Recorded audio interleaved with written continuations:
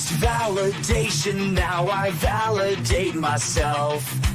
Building inner strength, putting doubt up on the shelf. No more unnecessary drama, no more wasted time. Climbing higher constantly, making my own climb. Standing on higher ground,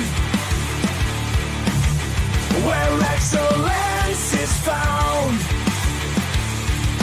My potential knows no bounds. Raising the bar, breaking ground. My network is my net worth. Choose your company wise. Surround yourself with eagles, not with sheep in disguise. Every interaction is a reflection of my brand. Quality over quantity, that's my personal command. Standing on higher ground, where excellence is found. My potential knows no bounds. Raising the bar, breaking ground. Whoa. I'm not just living, I'm manifesting my vision. Cutting through limitations with surgical precision. My expectations are my compass, my respect is my shield. To mediocrity and chaos, I will never yield.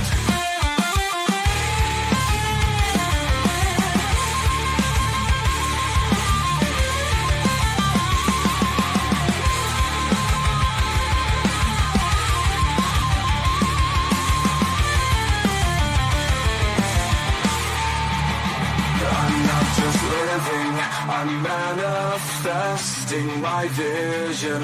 Cutting through limitations with surgical precision. My expectations are my compass, my respect is my shield. To mediocrity and chaos, I will never yield.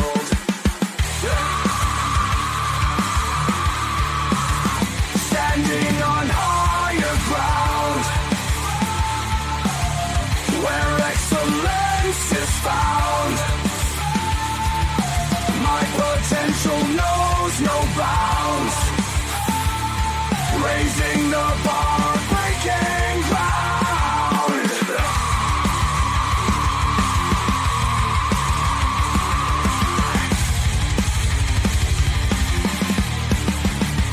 I'm not just living, I'm manifesting my vision.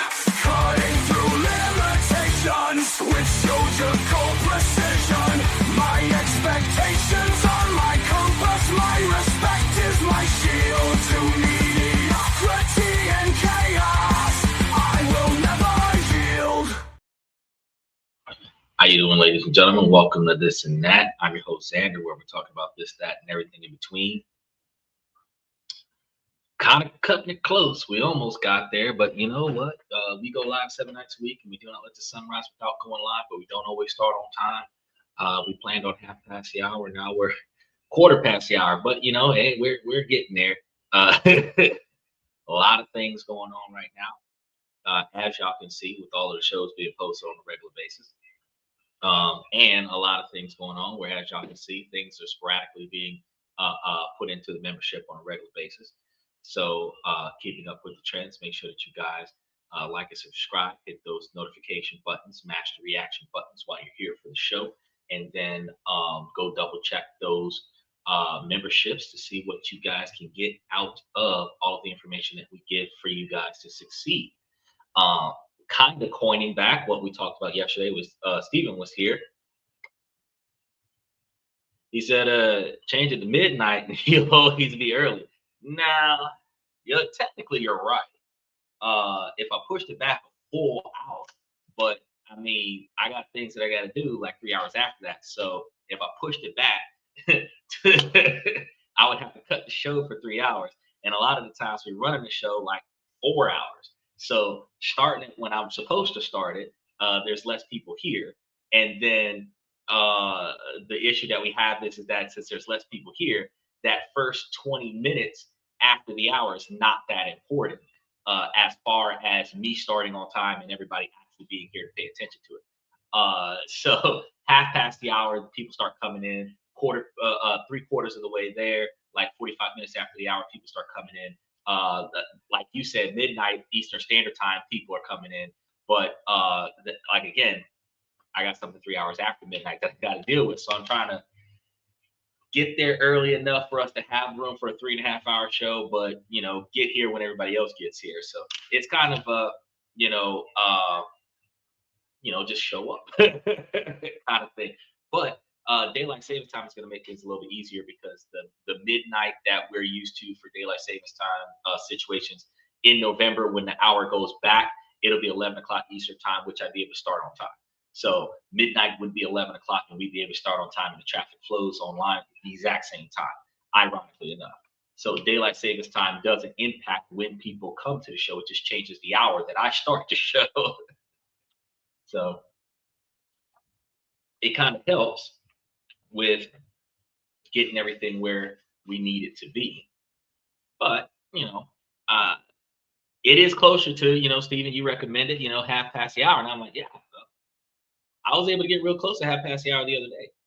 So I can see myself doing 11:30 for the rest of daylight savings time, and then doing 10:05, or not 10:05. Yeah, it would be 10:05 after daylight savings time, because time will go back an hour. So it'd be 10:05 Eastern Standard Time after November, when the daylight savings time thing rolls over. But we've had a lot of things happening, following through with some of the information that we've got from Donald Trump and the automaker situation, since they have not put out new information about that. But they did put out quite a few other things that we're going to be trying to see what is relevant for late breaking news and what we can throw out to you guys in an upcoming show the following Monday, to give you guys insights as to the changes that are being made now, while the explosions all over the place are not common news anymore, because we're kind of used to everything being blown up already. He says spring ahead and fall back. Right. So the clock rolls back an hour. And when it goes back an hour, we'll be at my regular operating time when I was showing up on time.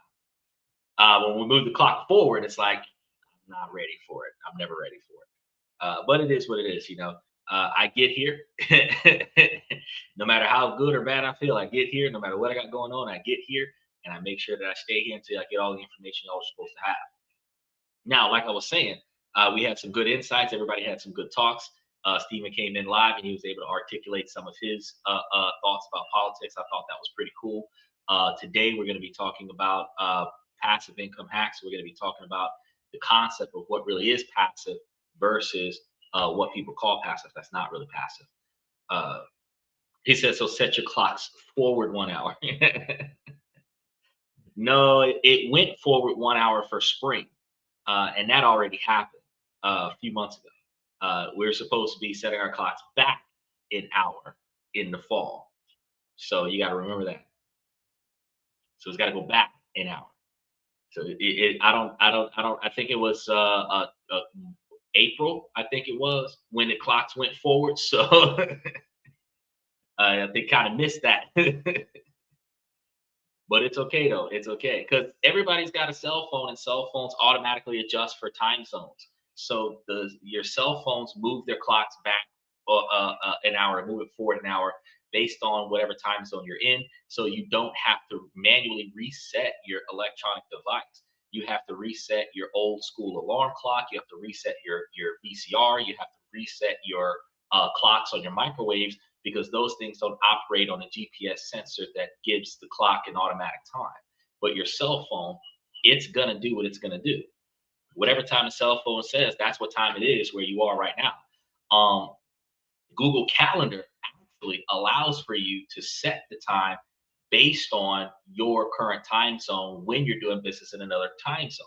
So you can have their time zone, like they tell you that it's 1 o'clock Eastern time, and you want to do 1 o'clock Central time, you'll set your calendar to reflect the -1 time zone difference between the two, then they say 1 o'clock, you put it in your calendar for 1 o'clock and it'll tell you 12 o'clock because it's an hour sooner for you. And your phone automatically updates it for you. So it just really requires you. And that's one of the benefits of having an Android that you just don't have with the lack of modifications with iPhones, is that you can customize things to your benefits. Whereas iPhone, you just use it. It's easy to use. You said my cell phone is digital with a rotary dial. Okay. So you put forth the effort to go back and get an old school rotary dial phone, because rotary dial phones don't work these days. You need a SIM card for most cell phones. And while they do sell cell phones with rotary dial on it, it's not widely used. But I remember the rotary dial phone. You had the one that hang up on the wall, like the ones you see in the prisons and the movies, and then you had the small one that looks like the Batman phone from the 1980s Batman show. But everyone has a cell. Most people, I can't say everyone, most people have a cell phone. And even if you have a landline at the house, you have a cell phone, and that cell phone doesn't have to be modified for the time. And your rotary phone doesn't have a clock on it to tell you what time it is. So even if you had the old school phone with the push buttons on it, it still doesn't have a clock on it to tell you what the time is. He says kids don't know how to use rotary phones. Kids don't know how to be functional at all in modern society these days because they've never been taught anything by their parents. So, I mean, they don't know what a rotary phone is. So if you really wanted to stop them from making phone calls, you would just take their cell phone and plug in a rotary phone and let them figure it out. But they do have rotary phones that convert to SIM cards, where you can get the old school rotary phone feeling and still be able to make digital calls the way everybody else does. It just requires you to just go pick up that phone. It's not that expensive of a phone to get. Far cheaper than buying an Android or a Samsung. And since it's just a dry phone, not all the apps and everything, it doesn't have an expensive data plan. Probably $10 or $15 a month, because it's just make and receive phone calls, no text messages, emails, or anything to that effect. It says that they keep picking up the receiver and putting it down, thinking it resets it. Probably there's a lot of ways that I don't believe that they would have a lot of knowledge behind history, because not too many people pay attention to history. They pay more attention to trends, so they don't know how to move through history and adapt to the past. Those of us that are used to the older model vehicles still live in the past with the older model vehicles. We do it because it's financially cheaper, but we still recognize and remember how to function some of the older technologies, because we had to get the older technology because it was cheaper. Because the phone headsets to plug into your cell phone is very nice. That depends, because you have a lot of people that have the headsets like these that can plug into the phone with the cord that goes into your phone, kind of thing. You have the earbuds that really is one size fit most ears, and if your eardrums don't fit the earbuds correctly, you can put them in there, but they won't stay in there, which is why they changed to the ones that wrap around the ear. And depending on that design, it can be pressing on your earlobe, so you can always have some discomfort on your ear, which it won't fall off, but you start having this throbbing pain on behind your ear because you're wearing headphones. So I discourage. I would encourage you to use headphones when you're listening to music, but I discourage the use of headphones because you should be able to hear your surroundings. The ones that I have clearly are on the temple, so they're not plugging the eardrum, so I can hear my surroundings. But I also don't have anything that's pressing up against the skull either, because when they put the headphones on that covers their ears, they isolate themselves from what's going on around them, and that's when they can get hurt. So I strongly discourage that. Either way, since we're live 7 nights a week, we have a different topic every night of the week. Sundays, like this week, we had questions and comments from the fans. Monday, we have business and politics, where politics, we discussed how it negatively impacts your ability to make, save, and invest money. Today, we're talking about understanding a concept that helps you make money, because we talk about making money, saving money, investing money, budgeting money, so that we can have more money going around. As we discussed yesterday with Sterling, that one of the reasons why people stay broke is because they don't pay attention to the different ways that they could reallocate their discretionary spending. As I mentioned Sterling yesterday, like there's a lot of stocks going across the screen that are under $10 a share, and things like a bottle of beer, a can of beer, a pack of cigarettes, discretionary spending, a bottle of anything really, a bottle of wine, a bag of candy, like that's like a couple of shares of stock that people just forget about and ignore because of their ability. How you doing, Daniel?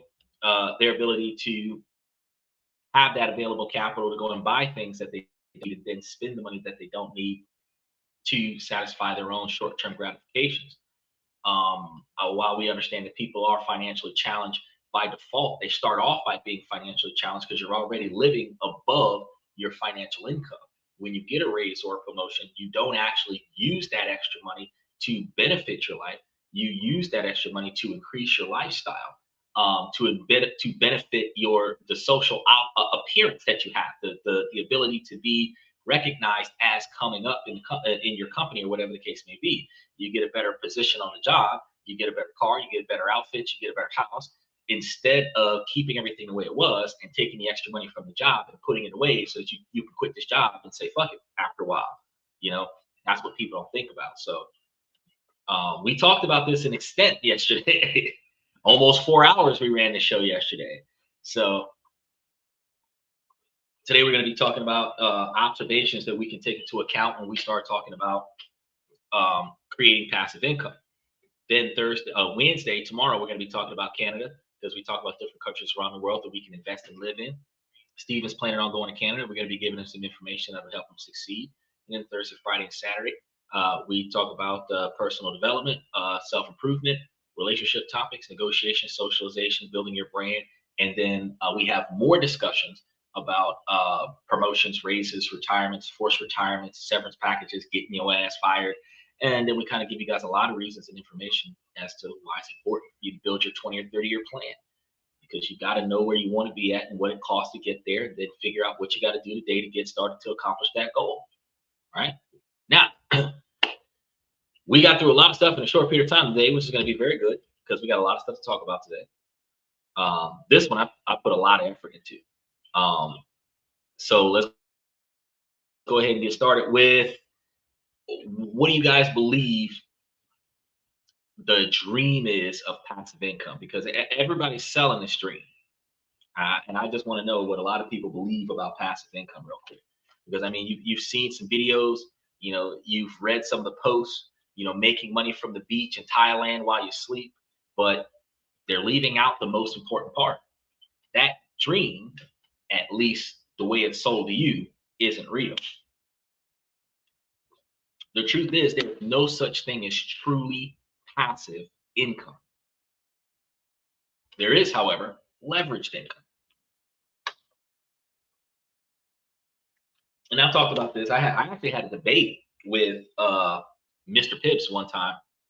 Well, not quite a few times I had debates with Mr. Pips, but specifically on this topic, I had a debate with Mr. Pips because we argued the difference between passive income and residual income when we were talking about how Monique was asking for too much money and she was getting all this extra money on the back end deal, and she was complaining about the upfront money that she was getting versus all the money she was getting on the back end, where you do nothing else after the show, and as long as the show is aired somewhere, you're still collecting checks from the show.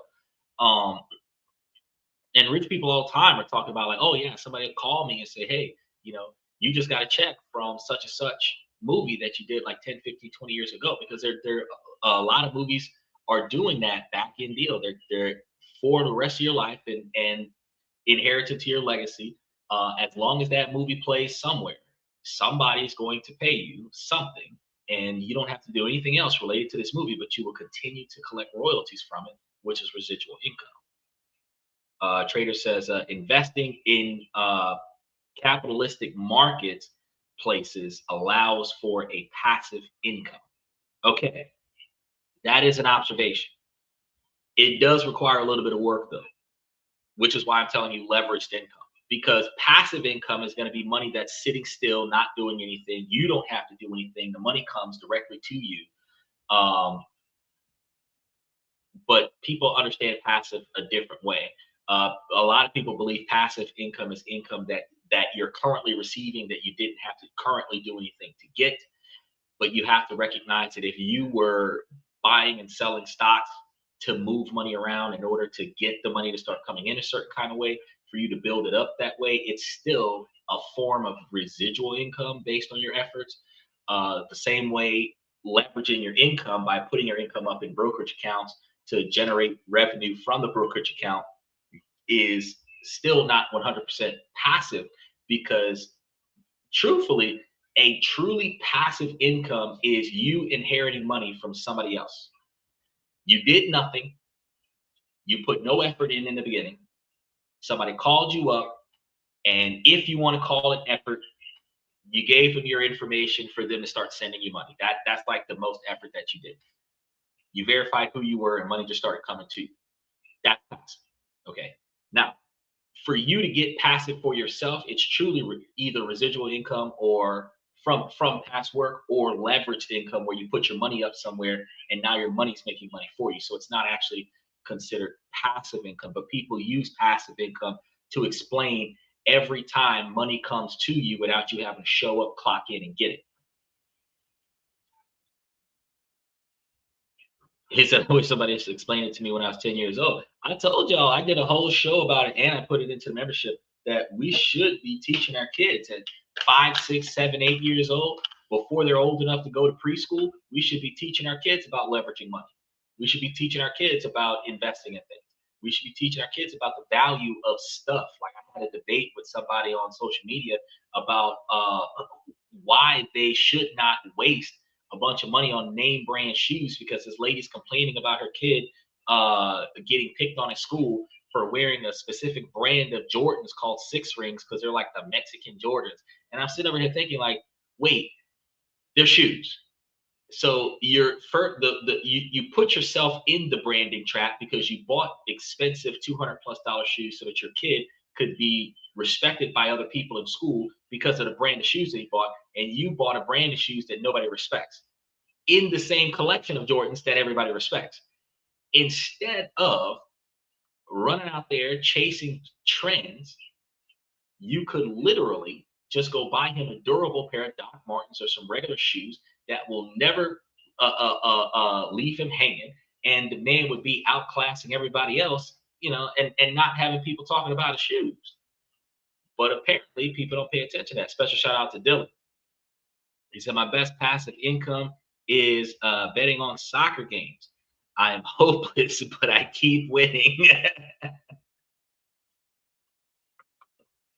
Dylan was one of the members of the membership as well. So Dylan and Steven. But yeah, Dylan, truth, betting is high volatility investment opportunity in a way. You can look at it like that. But it's still requiring some effort. You would either walk in there blind and just grab something and hope for the best, or you do your research. You're putting in some effort into your bet, and then that effort pays off when you win. It is still somewhat of a residual income. So when you do absolutely nothing besides allow the check to get deposited into your account, that's going to be the closest thing to passive income that you're going to find. He said, name brands are designed to drain money from poor people and the middle class. And that is why I was having that debate with that person. I was like, man, $200 pair of Jordans, and then Jordans are Nikes. So if they're paying, because Michael Jordan did a shoe deal with Nike and made the Jordan shoe. That Jordan shoe is no better than any other Nike shoe that Nike makes. So a $200 pair of Jordans is going to be the same class, the same style and class as a $20 pair of Nikes. And I was telling the people in the debate that you shouldn't have to pay more than $50 for a pair of shoes, especially for kids to go to school. And they're like, oh man, $50 shoes is garbage shoes for kids, especially if you're buying them from Walmart. And I'm like, I don't really care if you're getting it from Walmart, but back when we were kids, it was called Payless.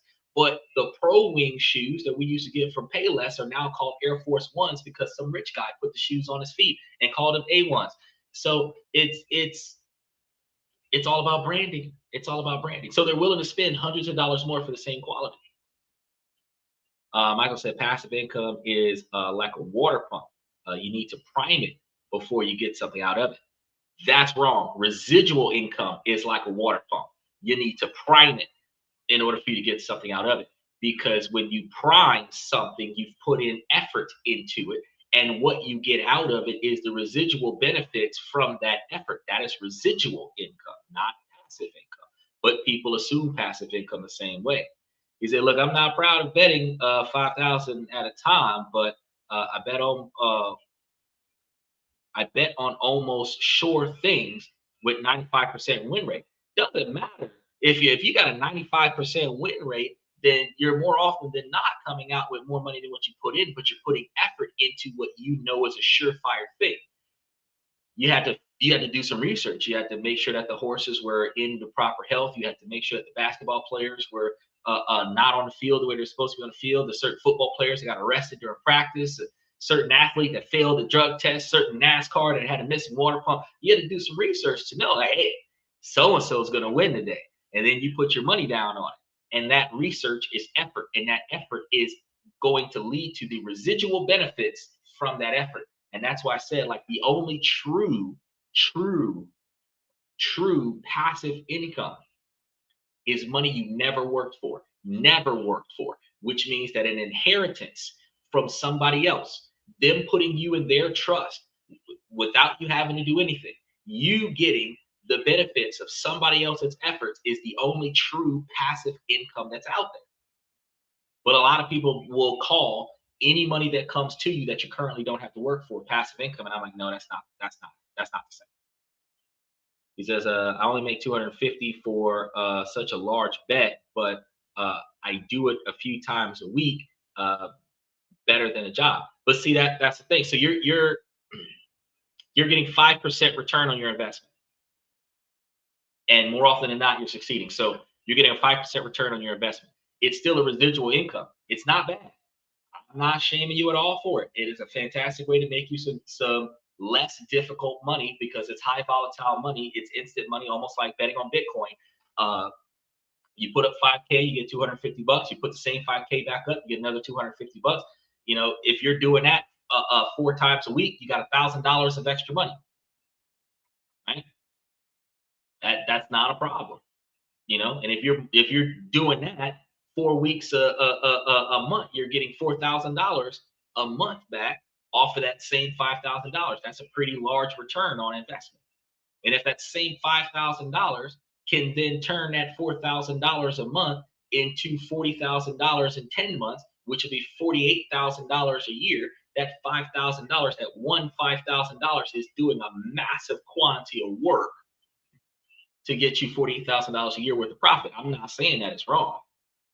So every now and again, when you take an L, it doesn't change the fact that you won more than you lost, and you probably drew back like 38,000 a year off of that 5,000, where you've lost the 5,000 4 or 5 times out of the year, but you made more than you've lost. Speaking of, you should be able to look at some tax deductions on gambling, because taking losses can be considered a tax deduction.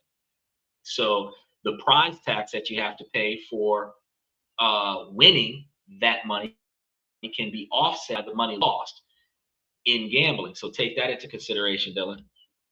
Yeah, I have a formula, but I would not say it on here because I can't encourage people. No, no, no, no, no. I don't need your formula. It's just a principle, because what we're talking about today is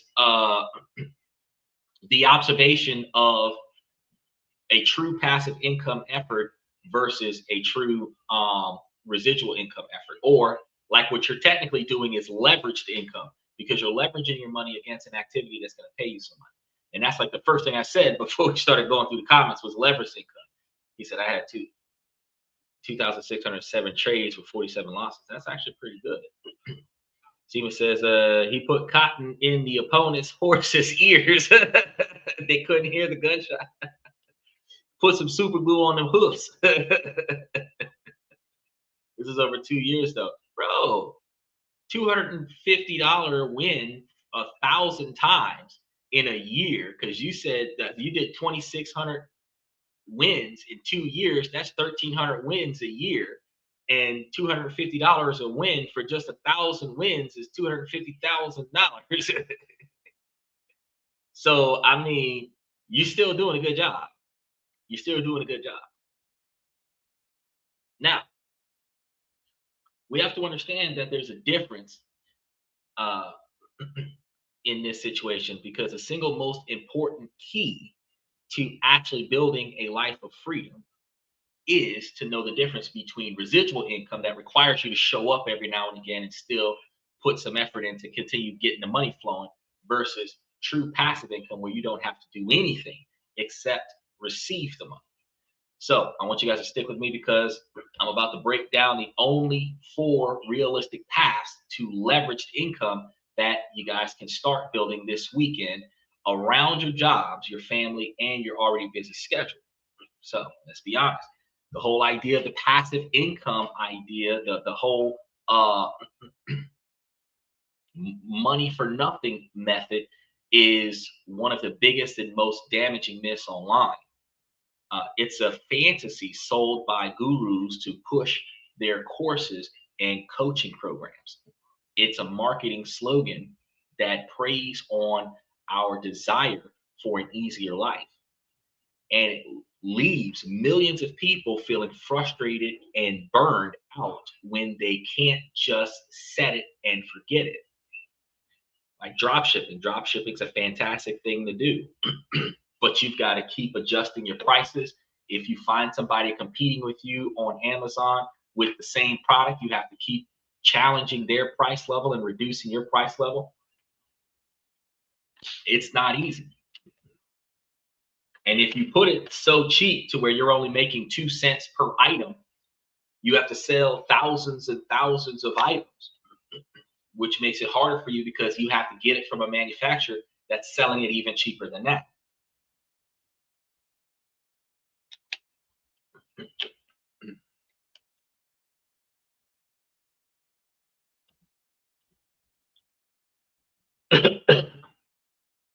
He says, if you start a business overseas, would you rather be a landlord of an apartment or a farmer in a countryside? I would likely do both from a different perspective. I would start off as a landlord from an apartment building because I can hire staff to collect the money, and then I can get a farmhouse um, that would require some help, and I would have my tenants come and work in my farm so that my employees live on my property, and the money I'm giving them for labor, 60% of it would go back to me for rent. So I wouldn't be losing as much money for them to till the field and harvest the crops for me to turn money off, turn profits off the crop field. Likewise, if I was going to go one step further, I would create a facility to train the people on how to do both jobs, so that I would have trained employees, but they would be paying for the classes like a trade school, which means now they're going to pay me to teach them so that they can work for me, so that they can live on my properties. That would be a trifecta. But if I only had to choose one, the difference between me working on a farmland and harvesting the crops and dealing with the volatile market and recognizing that every country has more people that need a place to stay than enough people to stay in those places, I would immediately go into real estate and do the landlord thing. I would immediately go do the real estate thing. And the reason why is because I can put the real estate into the trust. I can put the real estate into the business, put the business into the trust. Own nothing, control everything, but I don't have to maintenance the building. Somebody else is maintenance the building. Somebody else is collecting the money. Somebody else is managing the tenants. All I got to do is just show up and get my cut.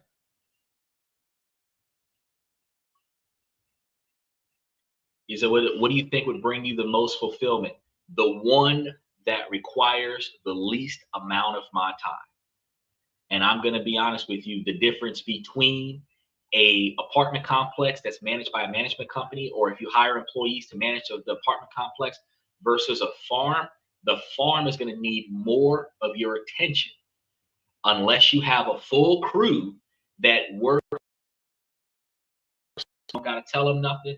They do what they know they're supposed to do to harvest the farm. And in that dynamic, if there is a farm out there that's already fully established, I'd probably invest in that farm where the person that already owns that farm would just give me a residual profit because I'd like buy their equipment, upgrade some of their stuff so that they can perform better, maybe cover the payroll for their employees during the down season so that they can maintain their workforce so that when the up season happens that they're ready for the up season. And then I just get a percentage of their profits where I did the least amount of work, but I leveraged my money so that my money can make more money for me. That's what I would do. So like when it comes down to just like drop your cash down on which one, would it be like a manual workhorse or a self-functioning entity? I do an apartment complex. Now, if I could throw extra options in there, I'd do a fucking parking lot because put a toll on a parking lot and everybody's paying for the spaces. I don't have to maintenance anything. And more often than not, everybody honestly pays for the parking spots.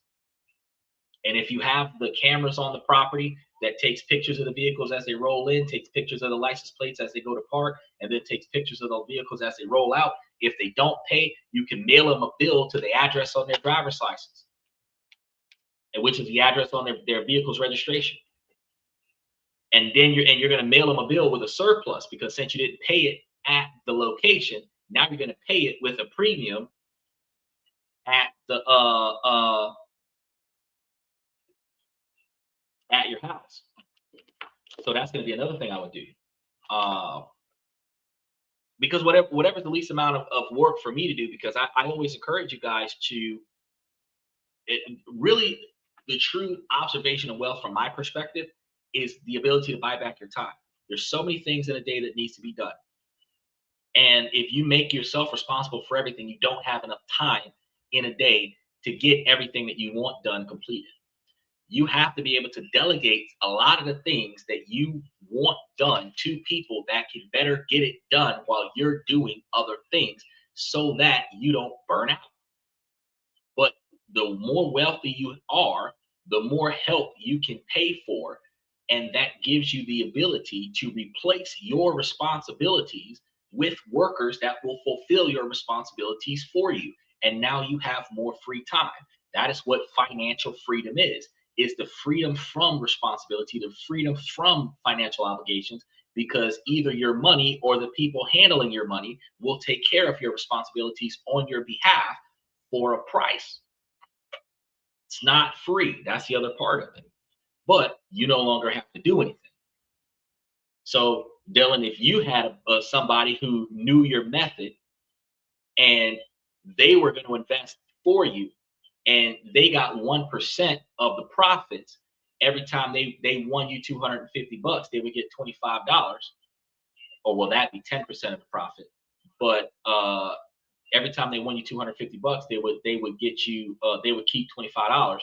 So you would make less money off of each win, but now you got somebody else taking that same 5 stacks and rolling it over multiple times to make sure that your money still makes money for you while you do nothing.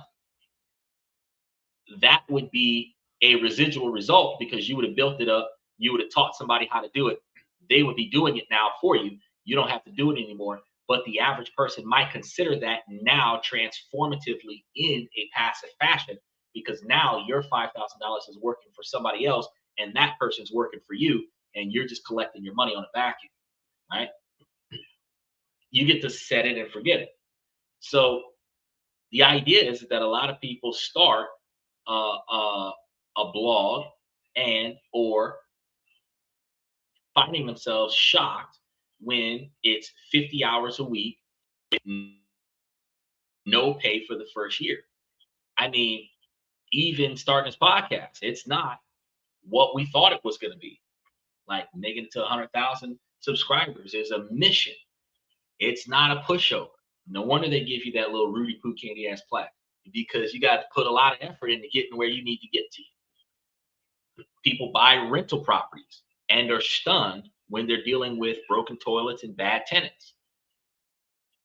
And that's why I think Dylan asked the question, because broken toilets and bad tenants probably can find that probably you can find out that it turns out to be a harder way to go than a crop that all you have to do is go out there in the morning and till it up and then come back out. But when we say all you have to do on paper, we're not looking at the physical effort that's going into the ability to keep this farm going.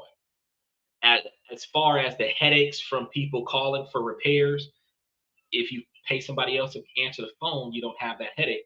And then if you have a legal team that you pay to handle when tenants don't pay, then you don't have to deal with that headache either. And that's the reason why I would lean towards the rental properties, because while I would make a lot less if I wasn't doing it by myself, I would not have any headaches, and the system is easier to be automated when I have people that it's not that difficult to put them in charge. Like for example, a real estate lawyer handles all the contracts for the loans or the leases, and then the uh, property management handles the books, covers maintenance and everything to that effect. When somebody doesn't pay, they contact the real estate lawyer. Real estate lawyer creates civil action. I don't have to do anything. Everybody gets their cut. He says setting and forgetting is kind of hard because the games vary a lot. Oh yeah, the setting and forgetting is impossible to do in certain fields, and that's the reason why it can't be considered true passive income, because you have to manage it to some degree.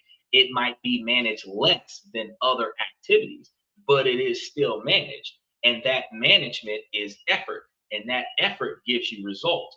And those results are residual to the effort, and that's why it's not passive. That's the whole reason why we're talking about true passive income versus, you know, the latter, right? Um,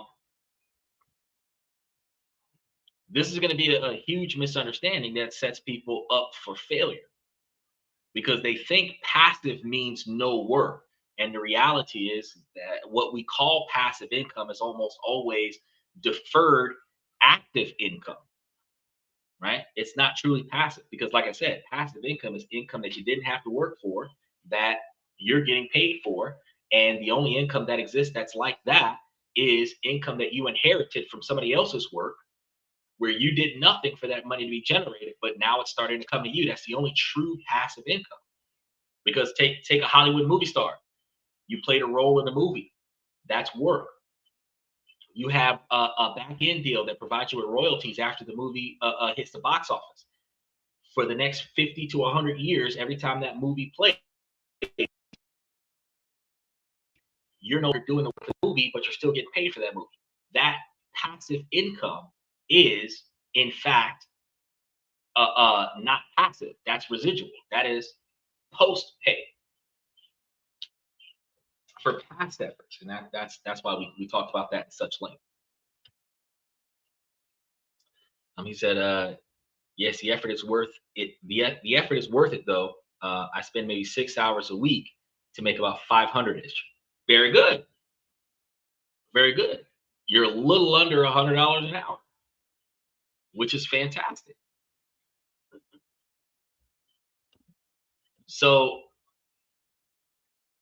we have to recognize that this is deferred income, and it's going to be the reward that you get later for the hard work that you do today, or the reward that you get today for the hard work that you used to do yesterday. So the correct term for this is more to the magnitude of leveraged income, not so much passive income. Leveraged income is going to be the science of decoupling your time from your earnings. In a normal job, you trade 1 hour of your time for 1 hour's worth of pay. It's linear. If you don't work, you don't get paid. Leveraged income, on the other hand, is about building or buying an asset that works for you, generating value even when you're not actively touching it. You do the work once, or you do the work over a period of time, and the assets can continue to pay you tens, hundreds, or even thousand times over long after you've stopped performing that action. Now, the most successful people don't think in terms of passive income, they think in terms of leverage.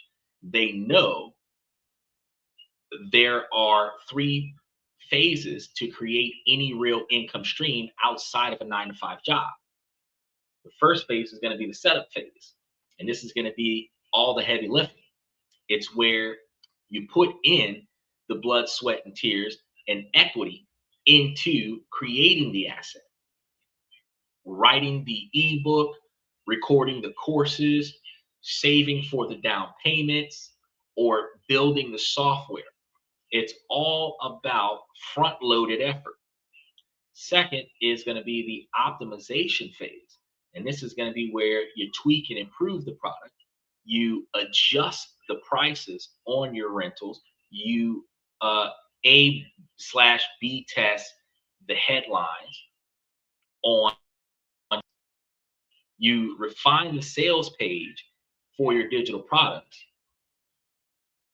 and you're making the system more efficient. Then the third phase is going to be the maintenance phase. This is going to be the closest that you get to passing. It's the period of the lowest effort of upkeep. Maybe it's a few hours a month. Like Dylan said, he does 6 hours a week to get $500.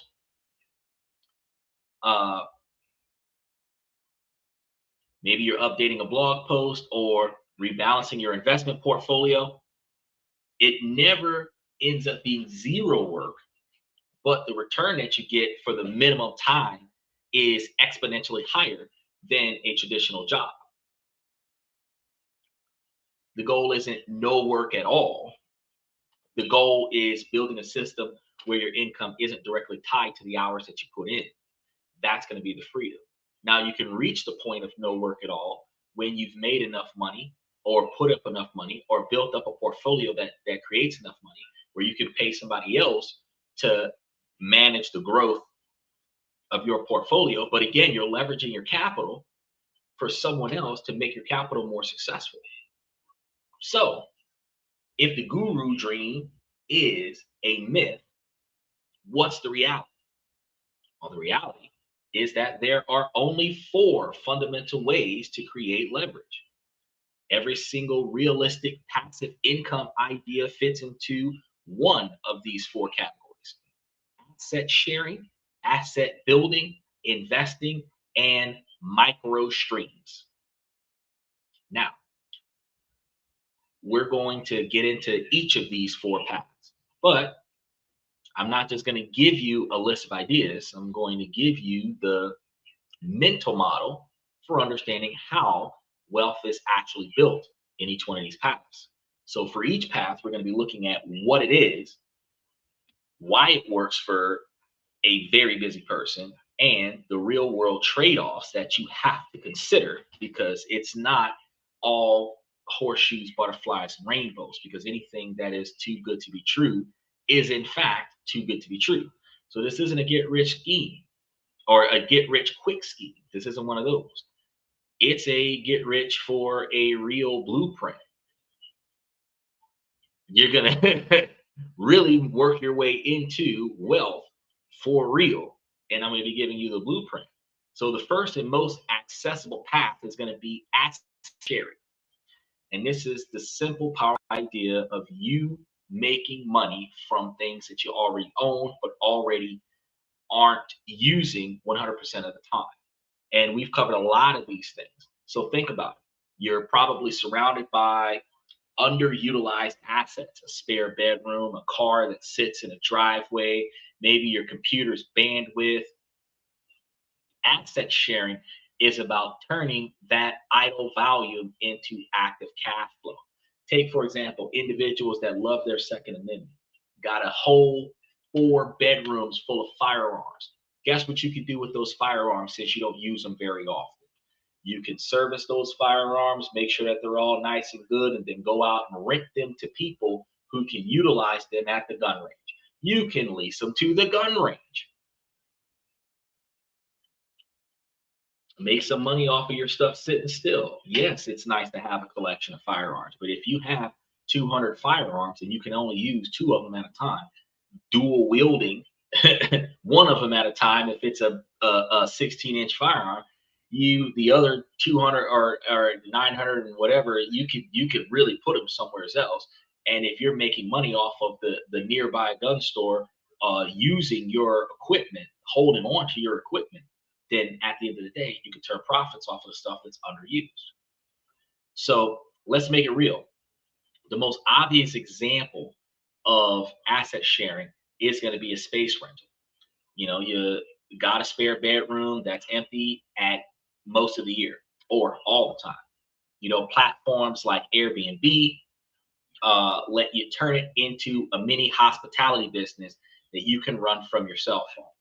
You don't have to do the work all the time, but you do have to do some work up front because you got to take great photos of the room. You got to write compelling listings, set your rules and prices. And after that, the work is mostly logistical, messaging guests and coordinating cleaning.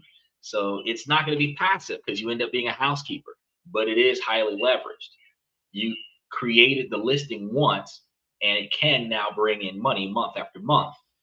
But it goes way beyond that, because if you're not into a new guest every weekend, you could try midterm rentals for traveling nurses or students on 30, 60, 90-day stays, which cuts down, far down, the management that you have to have.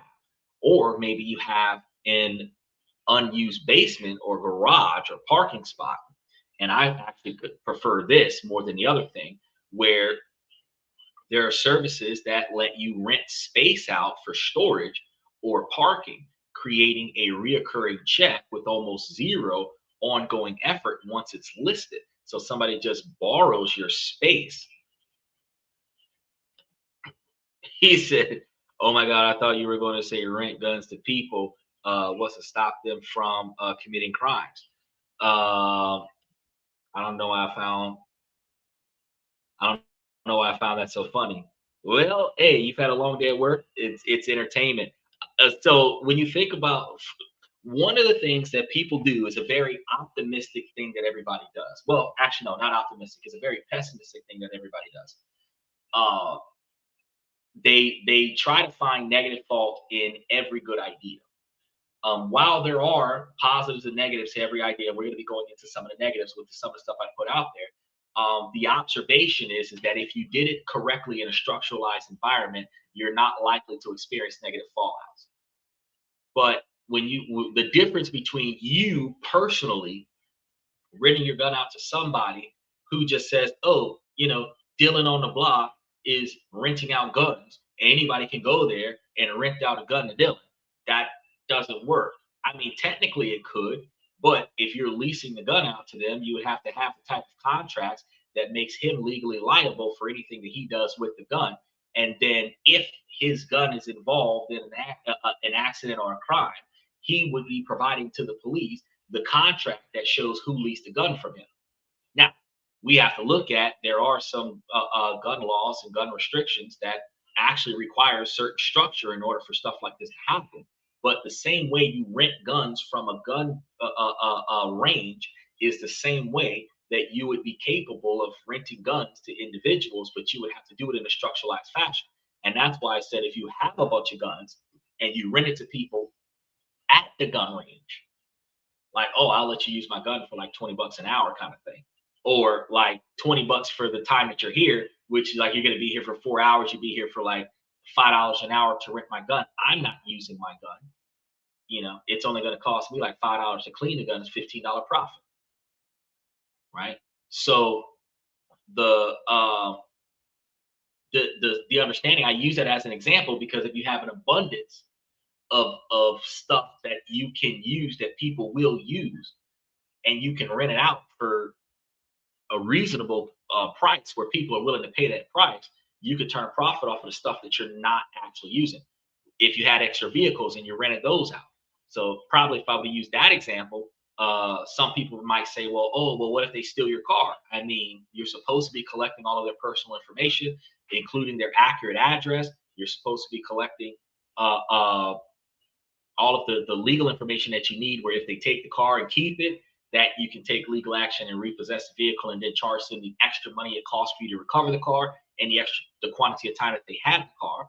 You should have the kind of vehicle that people might want to rent, but not the kind of vehicle that people is going to steal. You might want to spend extra money on putting GPS trackers on the vehicles, which would be fused into the price of the vehicle. But the fact is that you have to set it up in a way where you can get your assets back. But that's why I said, instead of taking something out to other people where you have to go and procure your stuff back, I actually prefer what I was just talking about, which was, hey, I've got some space in my backyard. You can rent that space out to put your stuff down. I'll give you a key to the lock. That key has nothing to do with the rest of the house. And whenever I see you on the property, oh, he's going to go get his stuff. But you give me money for me to keep your stuff on my land. That makes a lot more sense to me, because I don't have to recover anything. You're actually trusting me to keep your stuff safe, which makes more sense to me. But then some people think, oh, well, what happens if your house burns down? What happens if this? What happens if that? I mean, you can only plan for so many different things. If you want to put storage insurance on their stuff, where if in the event something happens to their stuff, you have to make sure that they can collect on if the house does burn down. But under the observation that that shouldn't be a concern, you should be able to turn a profit on the fact that they put their car in your driveway. It's still there when they come back. They paid you for storage, right? Another powerful strategy is house hacking, because this is going to be where you buy a multi-unit property, which a lot of people talk about in real estate, like a duplex or a fourplex, and you want to live in one unit and then rent out all the others. The rental income from the tenants can slash or even completely cover your mortgage, meaning that you're essentially living in that property for free. If you get a fourplex and your mortgage for your fourplex might be $3,000 a month, you know, your lights, gas, water, phone bill might be another $750 a month. $3,700 a month is your overall expenses to live on the property. But if you're charging each tenant $1,500 a month to stay on the property and let them pay for their own utilities, you've got three tenants giving you $1,500, which is $4,500, and you only have to pay for all of the expenses on the property $3,750. You've got almost an extra $1,000 of discretionary spending because all of your bills are paid for, and you don't got to do anything besides fix stuff when it breaks, right? The work is in finding a property and being the landlord. You're using other people's money to build equity in an asset that you own. Now, this applies to other things too. Look at your car. For most people, it's a depreciating asset that costs money. But what if you were using it as an income source? Companies like Turo let you rent out your car when you're not using it. You set a schedule and a price, and the platform handles the booking and the insurance. The work is listing and maintaining the car. The leverage is turning a liability into an asset. The same goes for smaller items. Have professional camera gear, high-end power tools, a drone, or even a bouncy house. Niche rental platforms will let you rent these things out to people in your community. You can spend an hour listing your $2,000 camera package, and it might generate hundreds of dollars a month because they're just going to borrow the camera for a few hours for one specific event and then return it. This is an incredible return on your time. Why is asset sharing perfect for a busy schedule? Well, the big reason this works for people with limited time is that you are starting with something you already have. So you don't have to spend a bunch of money to get assets. You don't need to learn a bunch of new skills. The work is front loaded in the setup. And then after that, the effort is event driven. You only do something when you get a booking for it. Now, this makes it easy to fit into the cracks of your life, like answering messages on your lunch break instead of uh, instead of always being on call on your job on a day-to-day basis. Special shout out to the God loves people person. Yeah. Hey, yesterday we had a whole Bible study during the talk about Donald Trump. You missed it. We were like 3 hours into the show and we started talking about religion. We covered everything yesterday. Should have been there. But today, we're talking about investment opportunities. But good to see you.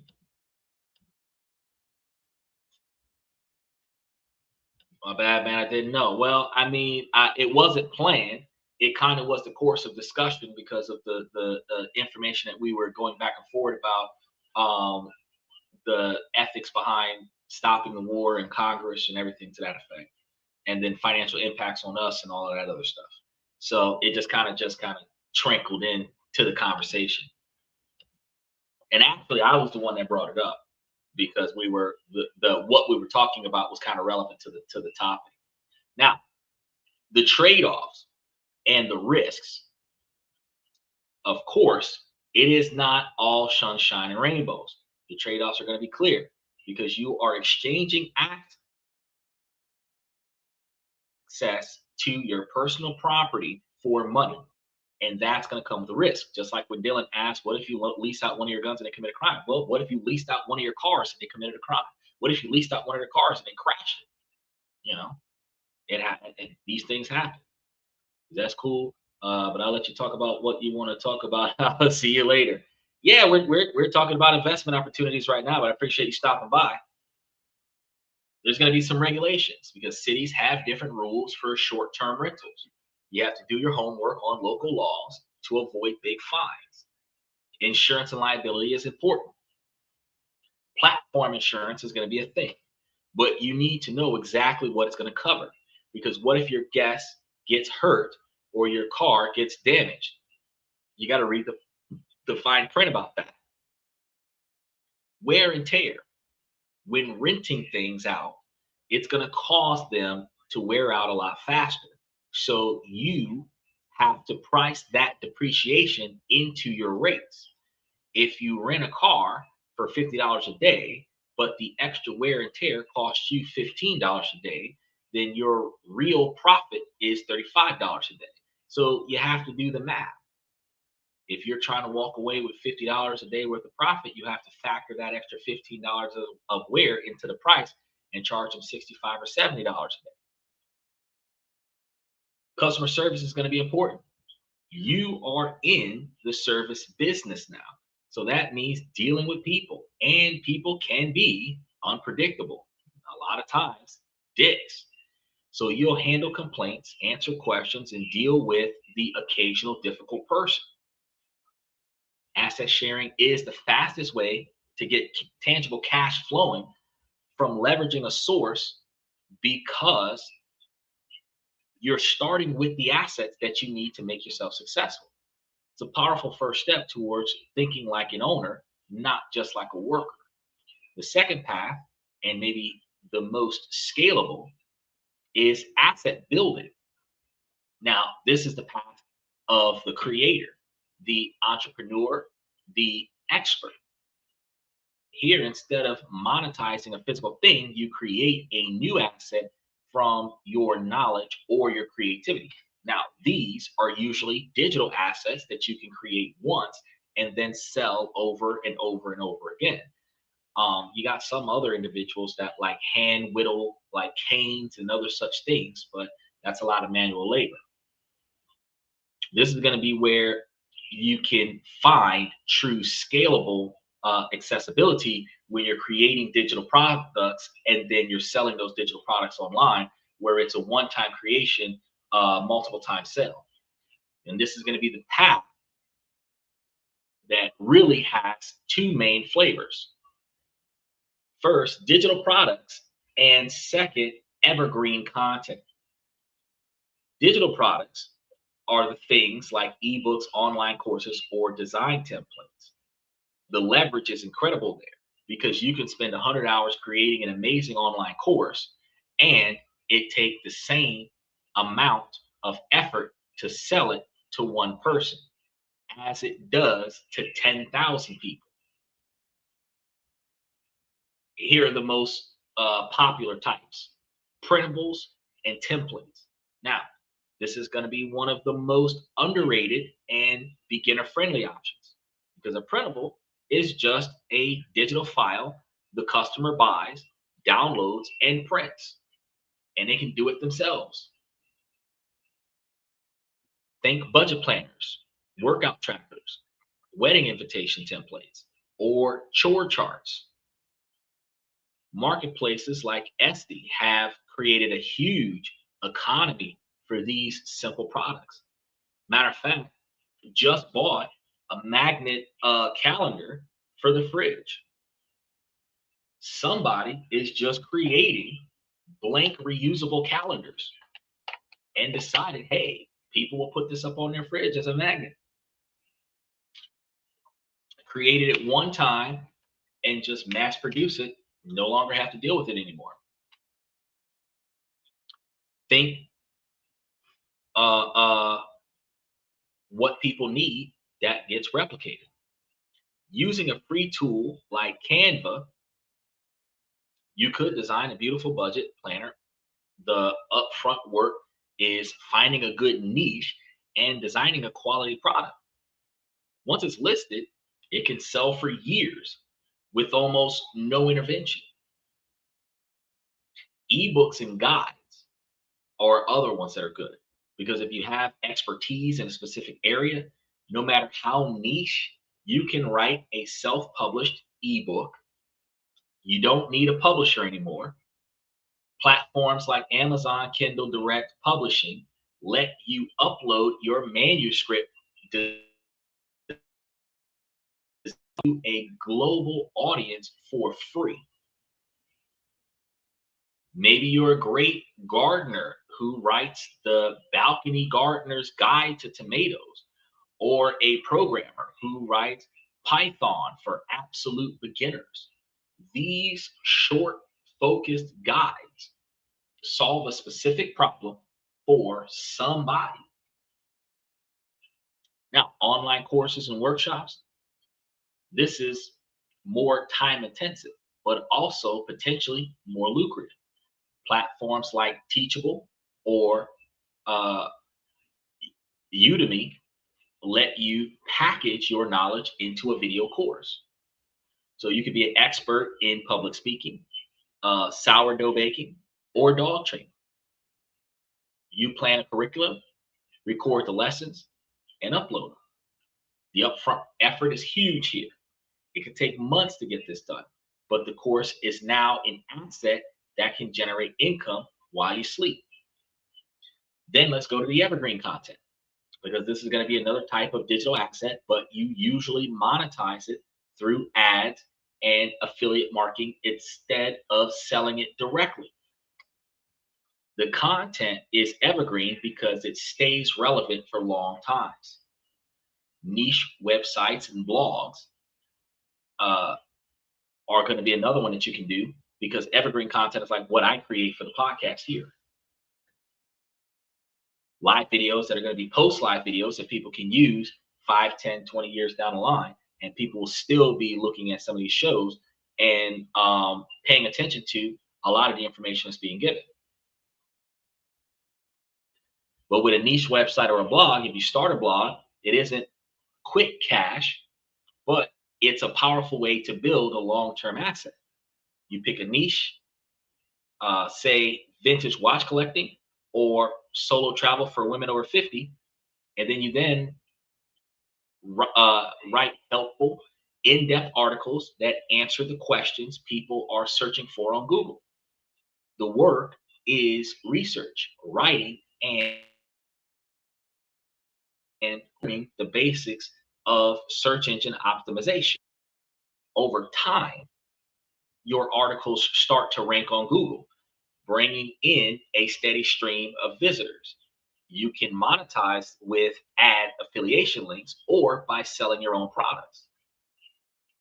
So like I said before, another evergreen thing would be YouTube channels, because just like blogging, a YouTube channel can be a powerful powerhouse of assets.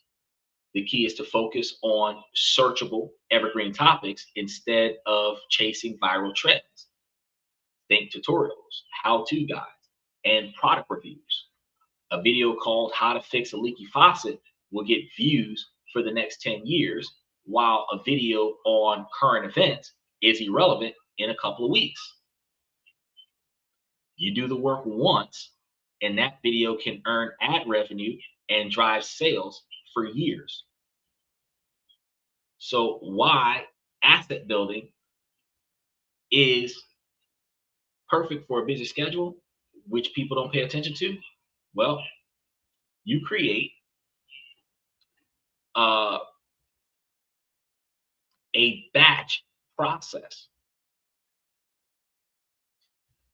You don't have to work on it every day.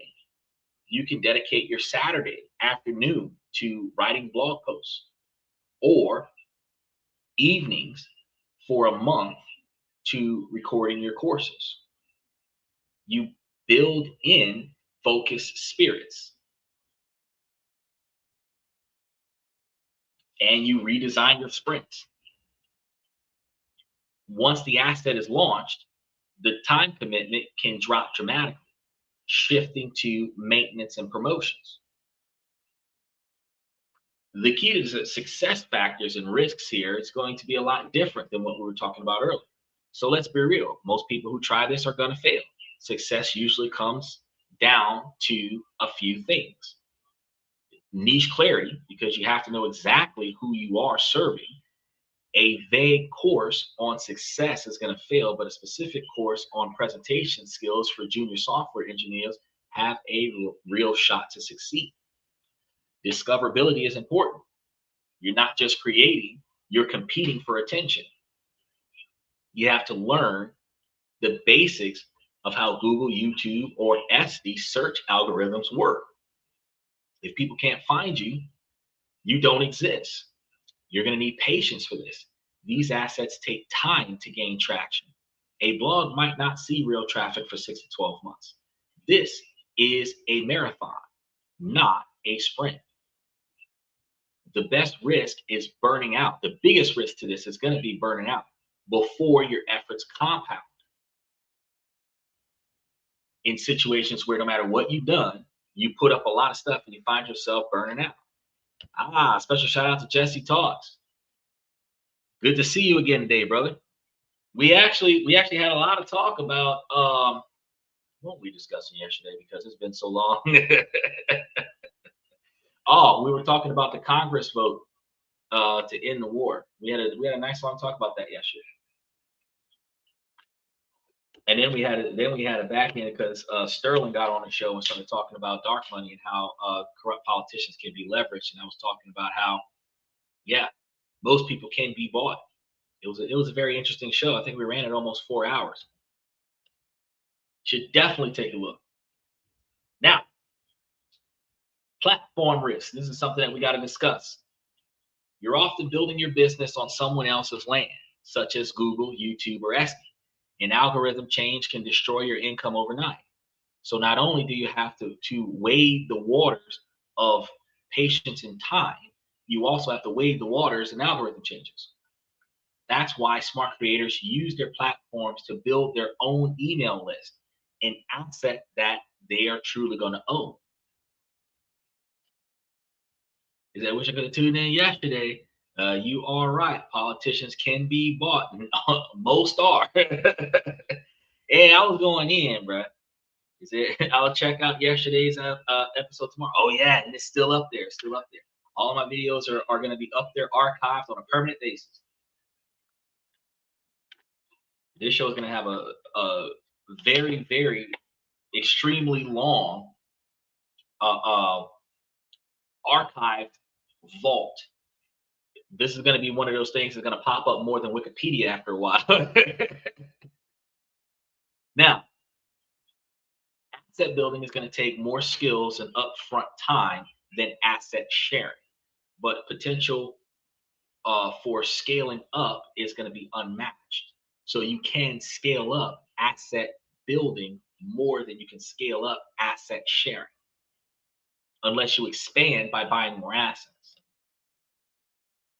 The third path out of four paths is what most people think of when they hear making money while you sleep. It's going to be the investing, where you use your money as the primary tool for leverage. Instead of leveraging your car or your knowledge, you leverage your dollars. Your money becomes your employee working 24/7 to make more money.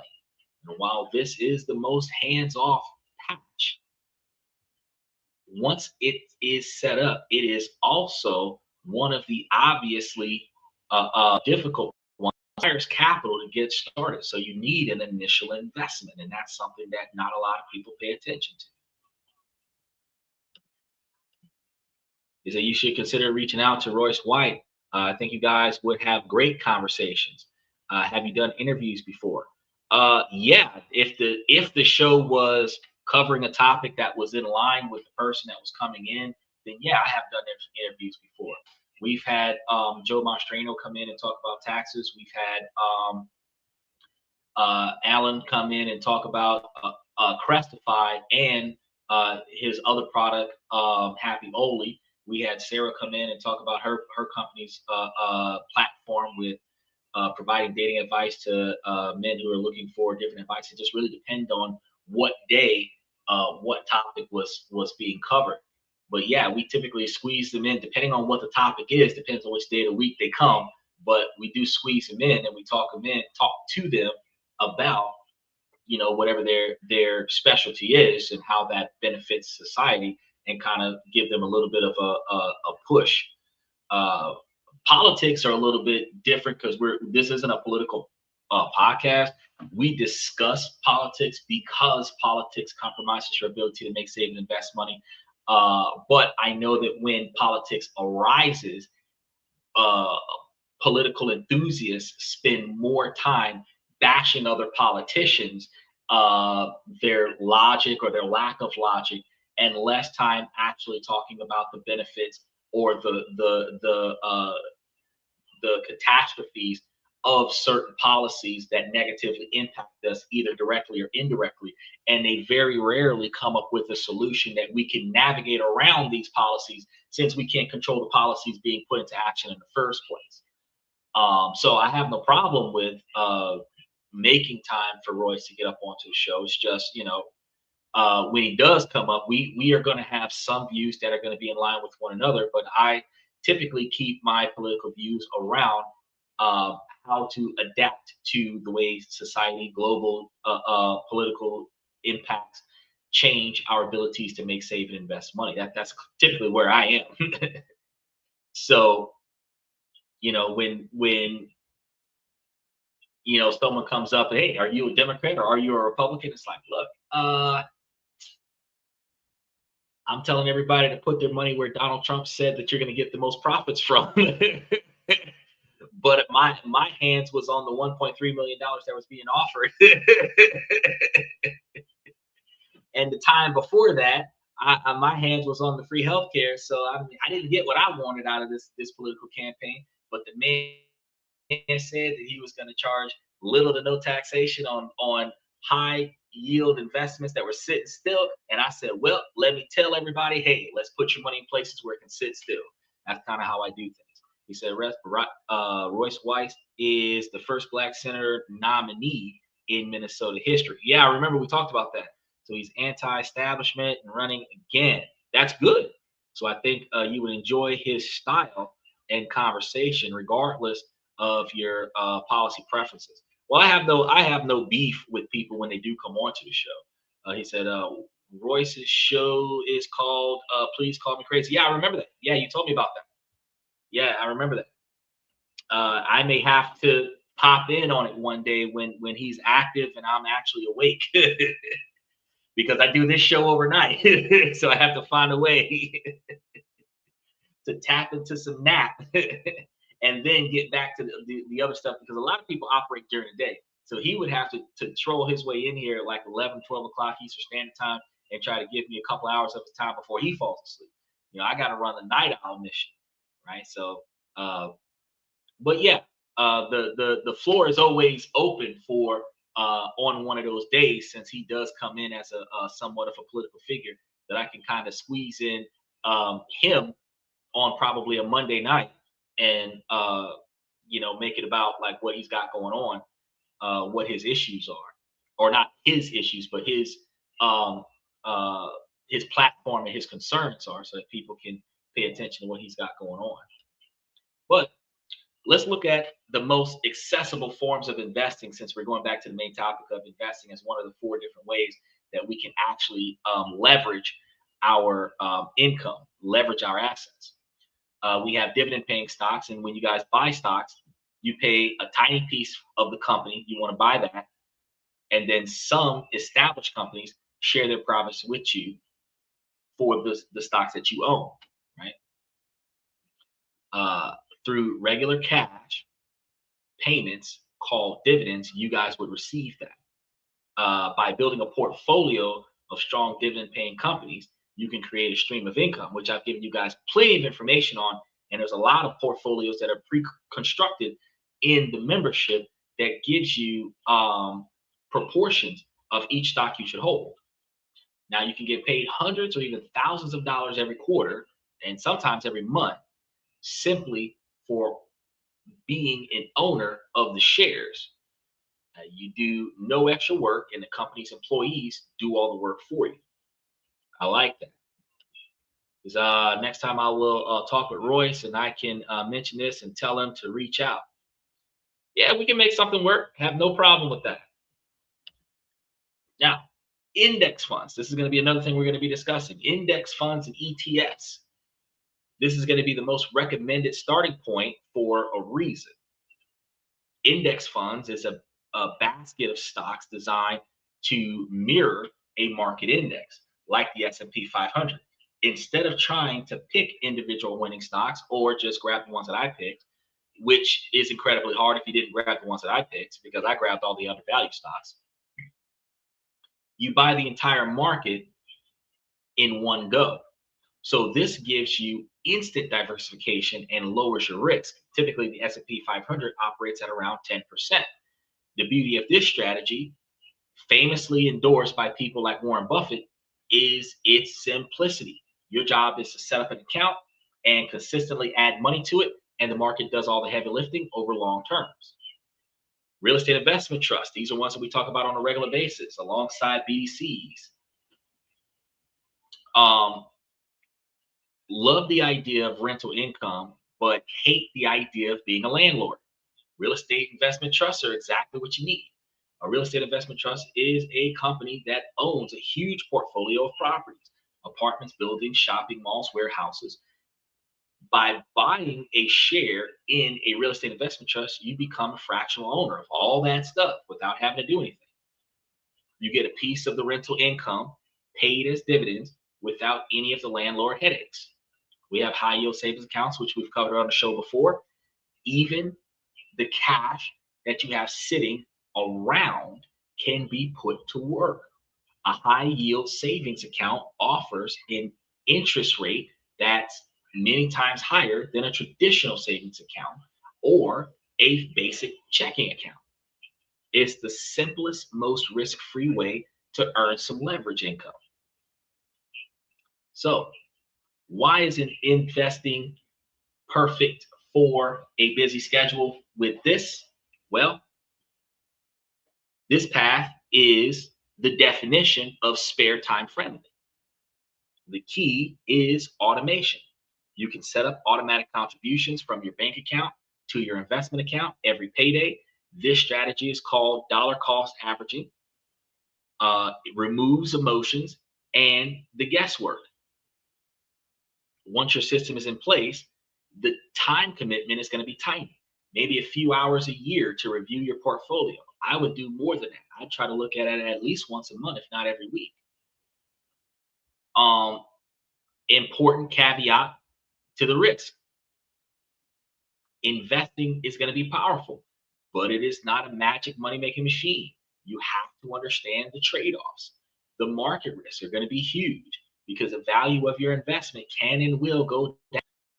You don't expect it to go down. The stock market is be volatile. If you panic and sell during a downturn, you lock in your losses. Investing is a long-term game, so you need to stomach the ride and take on those slumps. The capital required is going to be inconvenient and unconditional. Unlike creating a digital product, you need money to get started with investing. The income that you make will be proportional to the capital that you invest. You're going to have company risks because if you pick individual stocks, you risk the one company running into troubles and cutting its dividends. Catering your income and your investments is going to be very important because you could tank your profit margin. You can also tank your share value. And this is going to be why diversification through index funds is so often recommended because you experience less impact from those types of changes. Inflation risk is also going to be a thing because even cash has impacts from inflation. Even in high yield accounts, you can lose purchasing power if inflation is higher than the interest rates of the account. It's safe, but it is not a path to major growth. Investing is an ultimate form of leverage where money itself is the asset. It requires capital and patience, but it's the most time efficient path to building long-term wealth. The fourth and final is often overlooked, but it plays a critical strategic role. This is the path of micro streams. Now, something that not a lot of people have heard about. These are small, low effort methods that generate tiny amounts of income by leveraging your existing habits. So let's be crystal clear. You will not get rich from this particular platform the way you would have gotten rich from investing, like in the stock market or gold and silver or Bitcoin or something like that. The income from any single micro stream is going to be small, but if you look at them the right way, they represent fund money.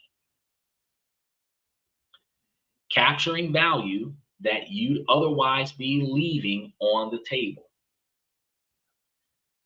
Their true power comes from creating a system to channel the funds money into one of the other three more powerful paths. So let me give you a couple of examples of how this works. Cashbacks and rewards. This is going to be the easiest one. You already spend money on groceries, gas, and bills. By using cashback credit cards or rewards apps like Rakuten, you can get 1 to 5% of the spending money back in cash. I gave you guys that app Upside that gives you back money in cash. If you spend $2,000 a month and you get 2% cash back, that's $40. If you spend $2,000 a month and like Upside is usually giving 10% to 25%, depending on what gas prices you're getting and what station you're going to, 10% would give you out of $2,000 probably $200, and 20% would probably give you $400. That's a lot of gas that you could buy back, even though you're still spending $2,000 a month anyway. But with Upside, if you were getting more money back, you had more gas to cover your spread. But with a 2% cash back at $40 a month cash back, that's $480 a year that you didn't have to work for. Not life changing, but it is $480 that you didn't have before you did it. And you got it for doing nothing that you didn't have to add extra effort. You already spend this kind of money. Surveys and micro tasks. These are other ways to do it. Because during idle times, instead of doom scrolling on the internet, while in line, you can commit to, especially if you're on a commute, using apps to complete short surveys or simple online tasks for small payments. The pay per hour is terrible though, but it turns wasted time into a few extra dollars.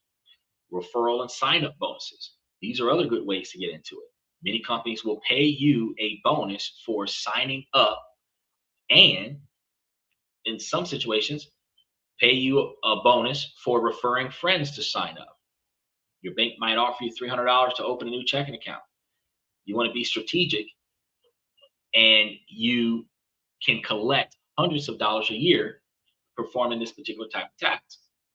So how do you use micro streams the smart way? Well, the mistake most people make is seeing this as real income strategies. They spend hours on survey sites and they burn out. That's a wrong approach. The smart way is to treat a micro stream as a funding mechanism for your real assets. So think of it this way: create a separate savings account called your leverage fund, then systemize it. Every month, all the cash back, survey money, and sign up bonuses get swept into this fund. So let's say you gather an extra $50 a month. That's $600 a year. On its own, $600 is nothing. But what if you're using that $600 to buy shares in the S&P 500? Now it's compounded. What if you use that $600 to buy a course on how to market on estate? That's from path 2. The first one, investing in the index funds, was path 3. But if you took path 2, you'd be investing in skills. What if we wanted to do path 1? If you use the money to cover maintenance on your cars that you're renting on tour.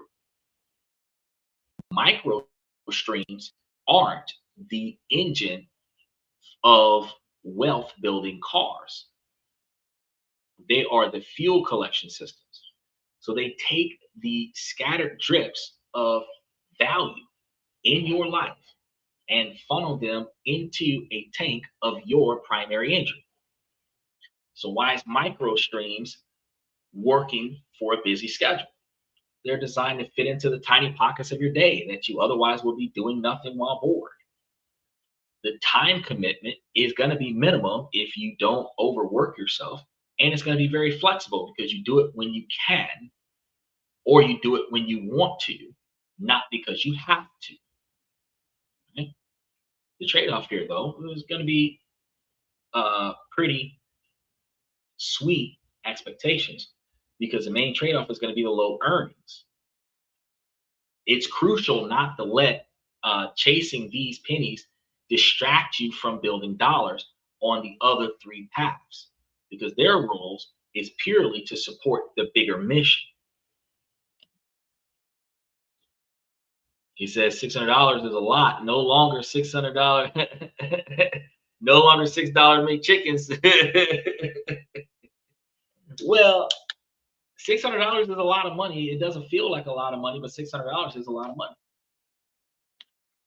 You think $600 a year is not a lot of money, because when you divide $600 a year across 10 months, you're looking at $60. And if you divided $600 a year across 12 months, you'd likely see something like $30 a month. But the dynamic is still the same. The understanding is that, well, actually, it might be more than $30 a month. It might be like $45 a month, $45 to $50 a month. But the principle of the matter is this: that extra $600 can go a long way if you're getting the fruits of your micro streams and reinvesting into other revenue streams that could use a startup stimulus or a maintenance stimulus. It's a fantastic booster, which allows your normal day-to-day habits to generate revenue, and then that revenue gets put towards making more things occur.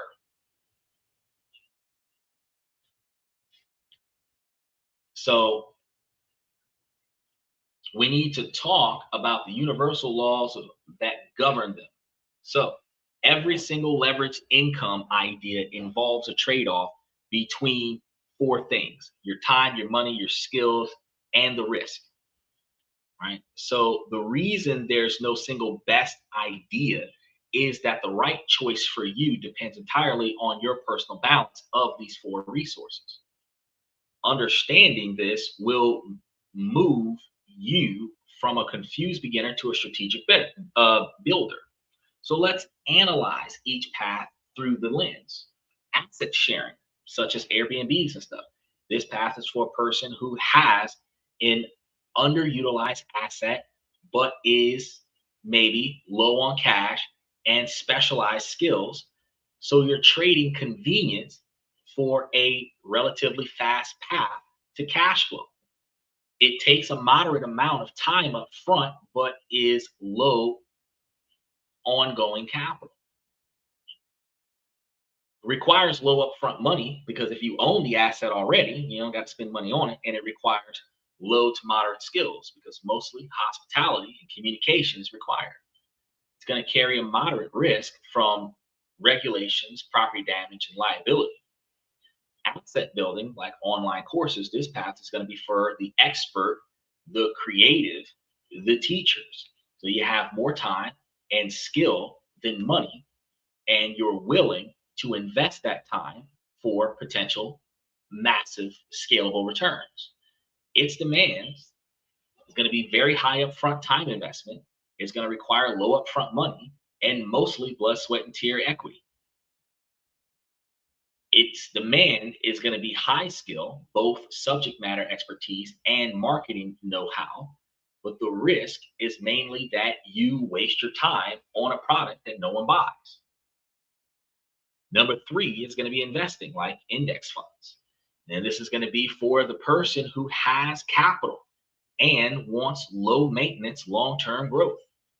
You prioritize time efficiency and can handle market swings. It relies very low on your time. Automation is going to be your friend here. It requires high money, and capital is going to be your main tool here. So for passive investing, the skill requirement is going to be low. It's more about discipline. The risk is going to be moderate to high in the short term due to market volatility. Micro streams, such as cashback apps, is a supplementary strategy for everyone. It's for the disciplined person who knows the small, consistent inputs can fund the first step on the others. More powerful paths that benefit from the extra capital from the easy cashback paths. So this one has very low time, no money required, no skills needed, no risk lost. By honestly looking at your own inventory of time, money, skills, and risk tolerance, you can stop chasing random ideas and strategically choose the path that gives you the best shot at success. Now, enough theory, let's make this real. A goal without a plan is just a wish. So here's a 90-day plan to build your first leveraged income stream, starting with this weekend. The key is going to be to focus on a path for at least 90 days. So you want to stop trying to do everything at one time and focus on your superpowers. What do you think about data center investing, data center investments for building income? Data center investments, if you're going to build the data center and rent the data center out, fantastic, because there's very little maintenance required. You have the infrastructure, they're going to rent it from you. You can even put a maintenance clause in the property, in the contract, that allows them to modify the property to their satisfaction and keep up the quality of the property, which takes lawn care and everything out of your hands. And you can make some walk away from it kind of money, like put it up for lease, somebody comes and lease it, and then you just keep getting money off of it. It's a fantastic idea. Now, when you think about data center investments, like investing in data center, you operating the data center, cloud storage costs a lot of money to create.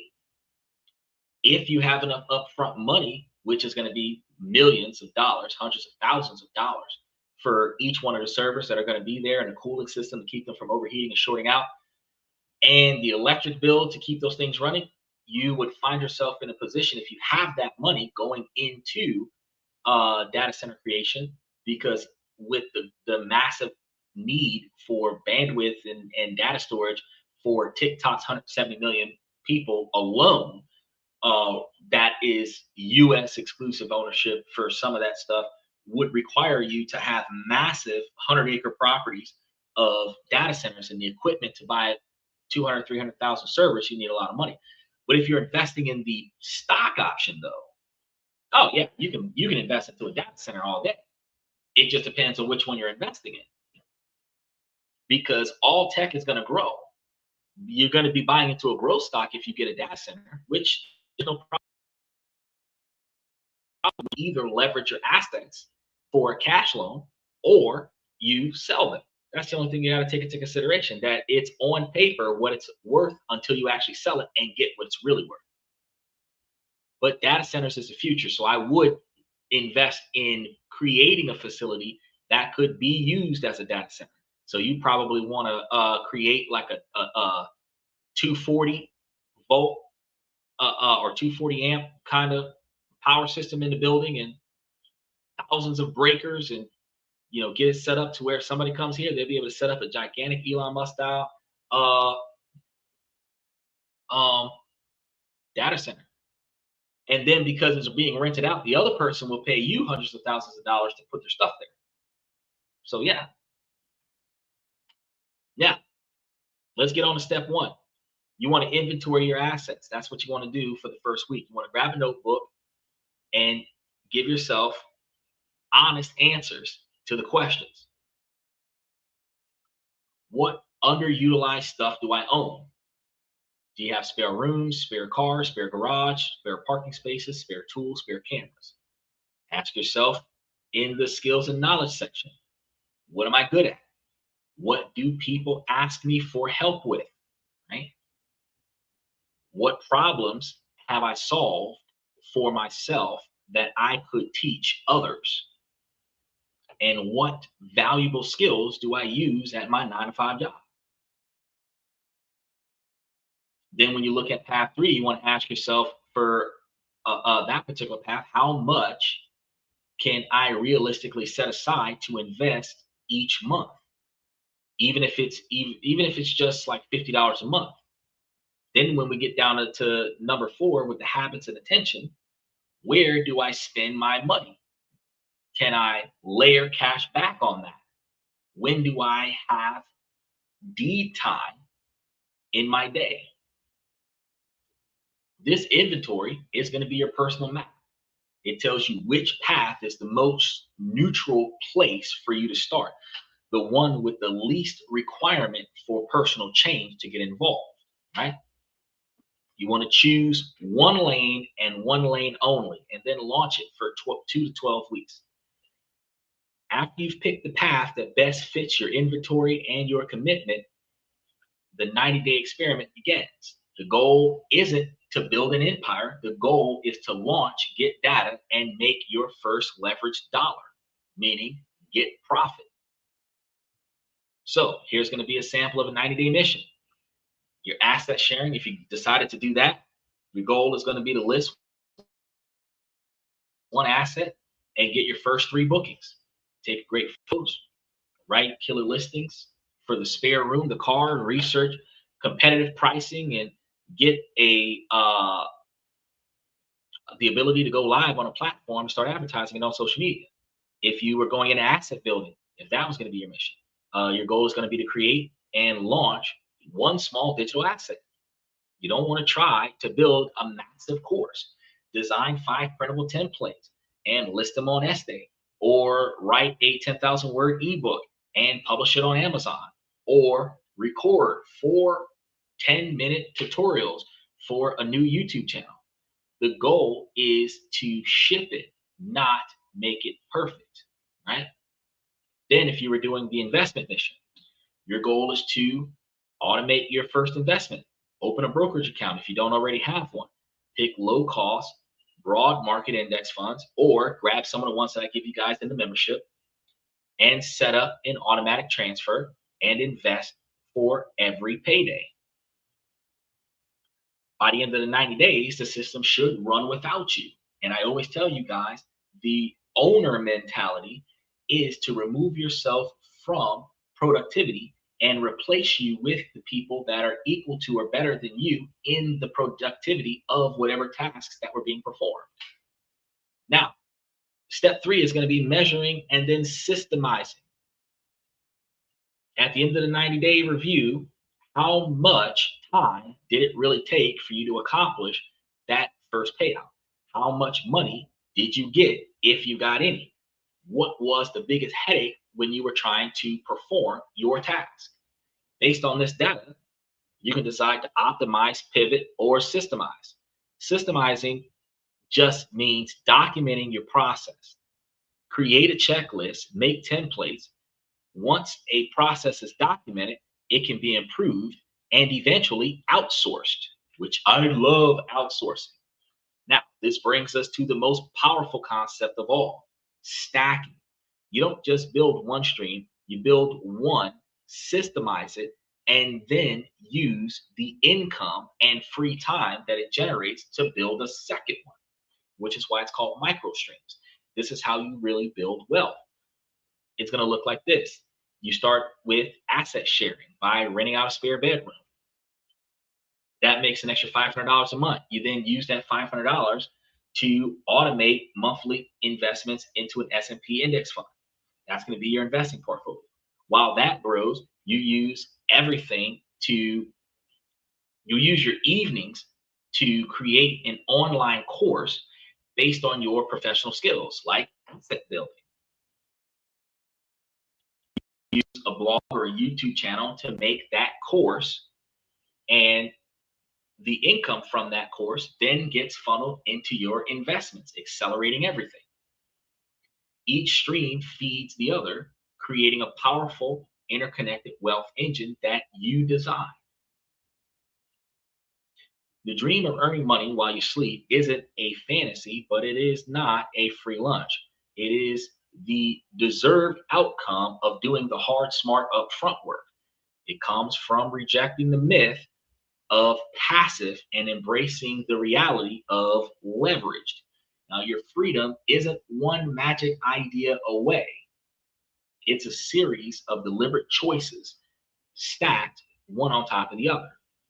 The 4 paths are laid out before you, and the 90-day plan is now in your hands. And you're going to start seeing that 90-day plan go into the membership over the next 24 hours. So the only question left is, when are you going to start doing it? Because if you've identified that path 2, which is asset building, is the right place for you to start, and you want to go deeper, you need to make sure that you guys take a look at a lot of the other shows that we've got coming up as far as how to master a lot of these steps for a lot of these segments.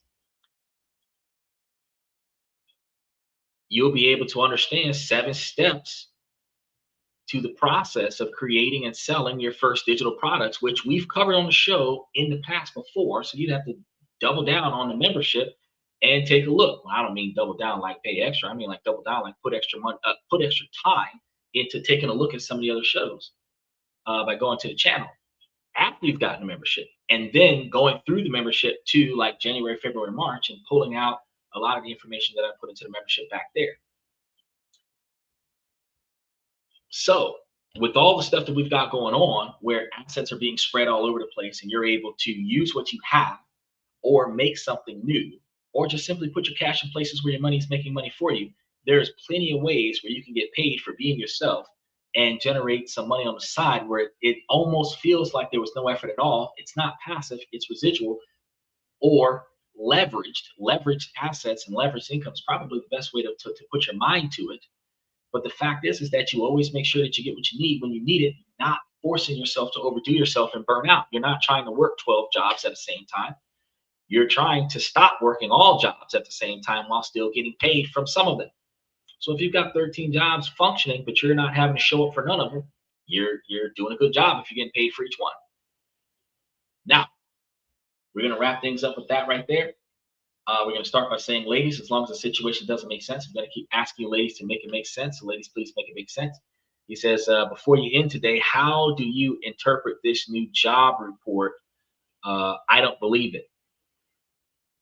What do you mean the new job report? Because there's going to be a report that's going to claim that more people are getting jobs in certain fields after they forgot the last two sets of layoffs in tech and other places where like 250,000 people at a time were getting fired in quarter four of 2025 and quarter one of 2026, which is well over 500,000 people that lost their jobs.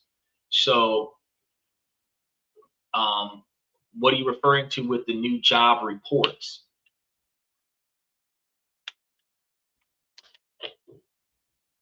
Are they saying that there's a larger quantity of job losses now?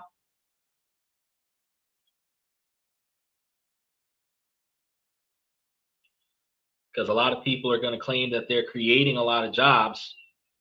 So let's see, the United States economy unexpectedly added 172 jobs in May. Oh, they seem to be padding the members' jobs up. They say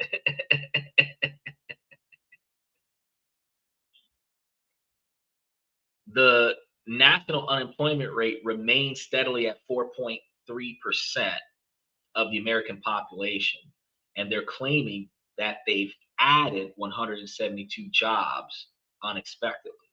The jobs gain surprised Wall Street expectations and followed an upwardly revised 179,000 jobs added in April. So,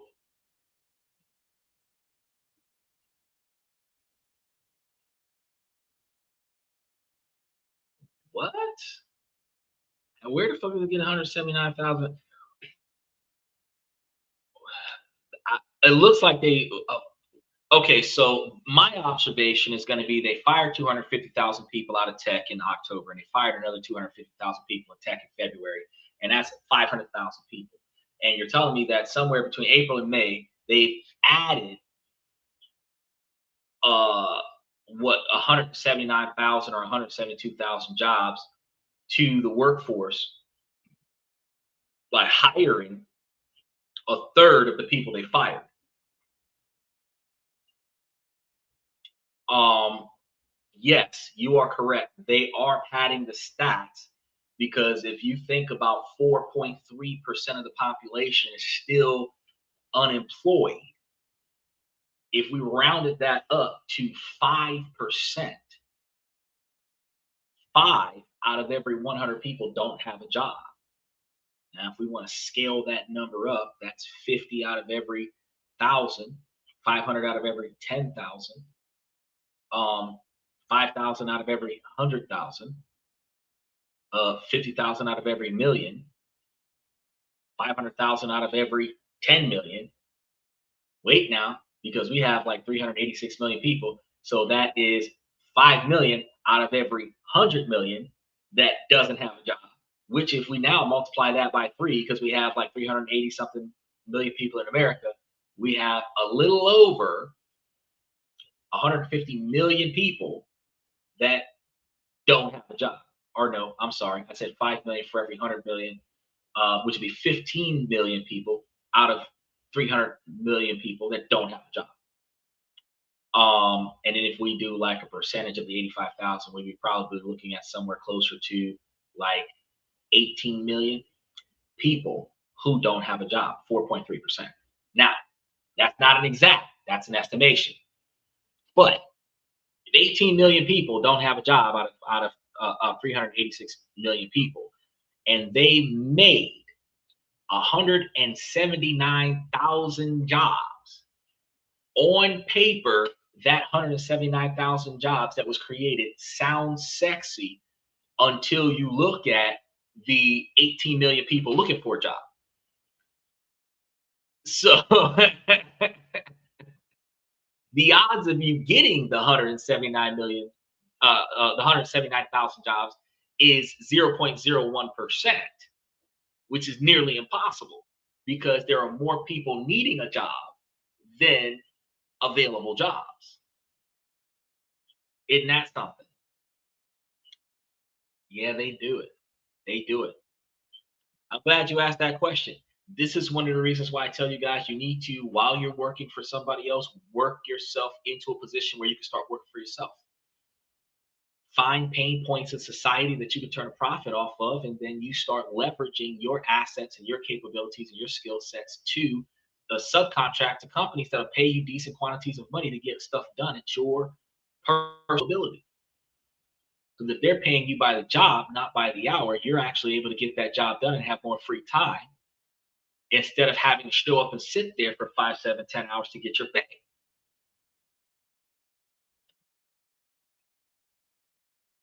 Exactly. The stock market is going to continue to react and everything is going to start selling cheaper. And that's when I go in and buy. Because what you notice is that while the share values of the stocks are getting lower, it went back up a little bit because they thought that, the war was going to stop. And then they realized, no, it's not. It's going to keep going for a little bit longer. But the share values is going to go down. But what you notice is that the dividend distribution for shares owned has not changed. So as long as the stocks are going down to a factor of like your $400 or $500 stock, or your $4 or $5 stock is now $2 a stock, yeah, that's still good. You had a $10 stock that's now a $5 stock. You have a $25 stock that's now a $15 stock. You had a $200 something dollar stock that's now a $100 something dollar stock. Yeah, buy into them while you still can. Buy into them while you still can, because you won't see prices like this forever, and they're not gonna come back after they go.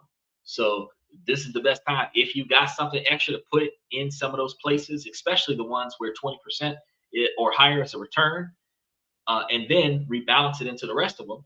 Because once the market stabilizes and once things starts going back to the way they were with no external conflicts, you'll start seeing the share prices go up because you'll start seeing big business confidence going back into the stock market. But I don't see the stock market going bankrupt because of the volatility in the market. That's something I don't see. All right. Fellas, I give you this information to make you guys higher value men, not just to improve your financial life, but also to improve your personal decision making, because that directly impacts your financial life. You have to find the things that are inside of your control that you don't like and you want to make changes towards that, then navigate around the things that you cannot control.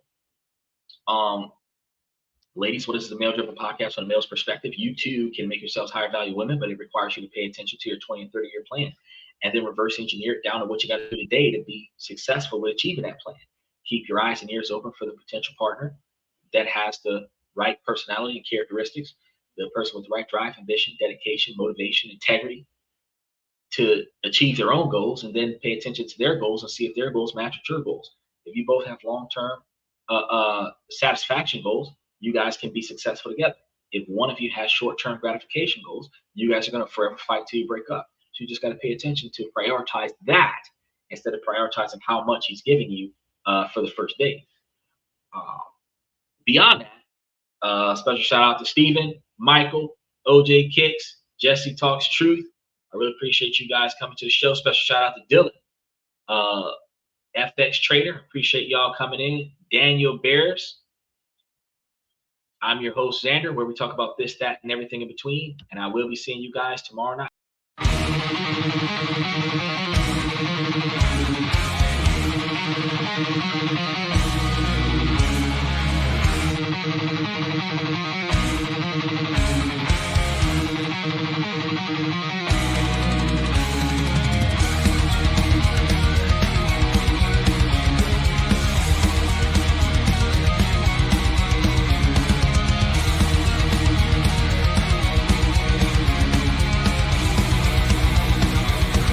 Higher ground!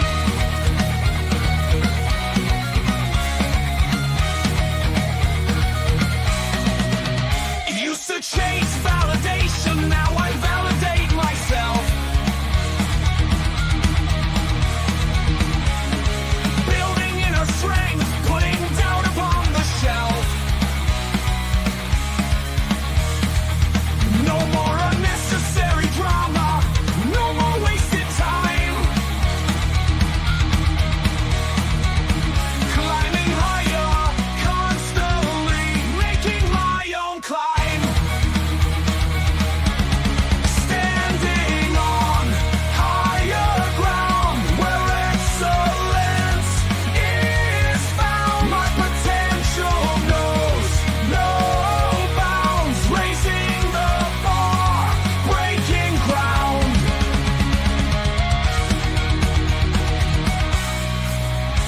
My network is my net worth. Choose your company wise. Surround yourself with eagles, not with sheep in disguise. Every interaction is a reflection of my brand. Quality over quantity, that's my personal command. I'm not landing on higher ground where excellence is found. My potential knows no bounds, raising the bar, breaking ground.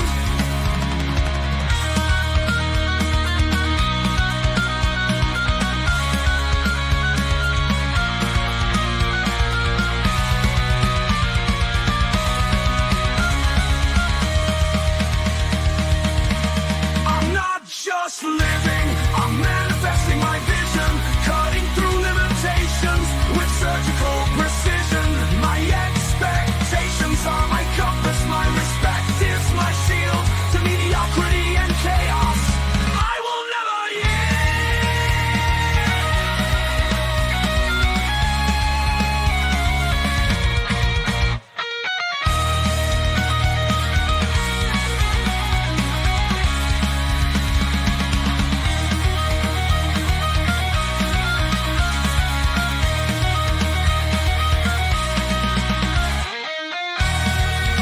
I'm not just living, I'm manifesting my vision, cutting through limitations with surgical precision. My expectations are my compass, my respect is my shield to mediocrity and chaos.